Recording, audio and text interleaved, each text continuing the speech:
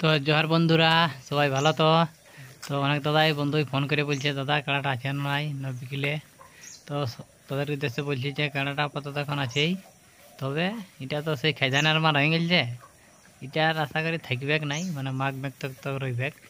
পুষ মাঘ দিকে দেখতে হবে, হাঁটাই দেবো। এটা এটা চলবে না দেখছি। এটা সেই খাইদানার মার হয়ে গেছে, গায়ে হারা জিনিস আর কি। তো বলতে আর 1-1.5 মাস খাইয়া শোধ করুক।